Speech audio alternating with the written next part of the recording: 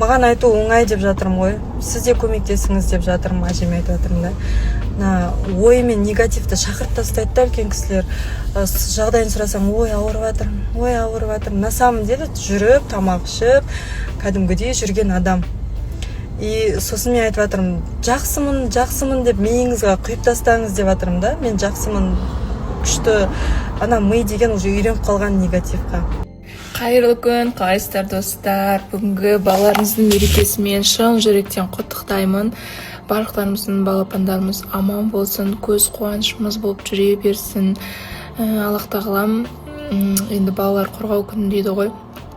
Аллах тағалам бір өзі жар болып балапандарымызға биіктен көрсетіп, барлық дұға тілектерімізді балаларымыз үшін деп, соның барлығы қабыл болсын. Барлықтарыңызды жақсы көремін. Жұмысымды аяқтап болды. Менде қазір үйге қайтып бара жатырмын. Бүгін бізде дворда күшті балаларды ойнатып, енді ханек жоқ. Әділет барып концертте қатысып сөйтіп келді. Вообще қазіргі молодежная бабушка дейміз ғой. Жас әжелер немереге қарауды онша жақтырмаймайын байқап қаламыз ғой. Онша жоқ та немереге. Кезінде сол әжелеріміз бізді немере етіп, өз баласындай көріп, бағып, қағып ше. Қалай деймін да, сонда үйдің шаруасын істейді, жұмысқа барып келеді, бізге қарайды немерелеріне. Ал қазір ондай әжелер жоқ сияқты. Бірақ сол әжелер менің әжем сияқты ертең қадірін түсінеді. Сәлем. Қызымның мейрам екен ғой бүгін. Мен деген шаруалармен жүрсем, маған звондады ғой. Мейрамда қайда жүрсіз? Неге мені қыдыртпайсыз деді, соны қыдыртуға келдім жаным. Сіздер не істеп жатсыздар? Не қылып жатсыздар? Мейрамда қалай тойлап жатсыздар?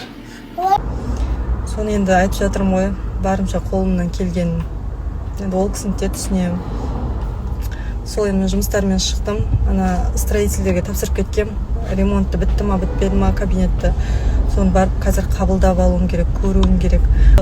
Немере жоқ болса, қолда делать нечего. А когда делать нечего, уже ауыра бересің, слабый бола бересің, уже скучно уже. Жан-жаққа тиісе бастайсың. Сондықтан немереге сол жас әже болып жүрген кезде бастап қарау керек шығар деп ойлаймын. Менің ойым ғой, енді әжем қолында өскен қыз ретінде. Салыстырыңыздаршы немерелер қолында тұратын әжелермен просто өздері тұратын әжелерді. Вот салыстырыңыздар.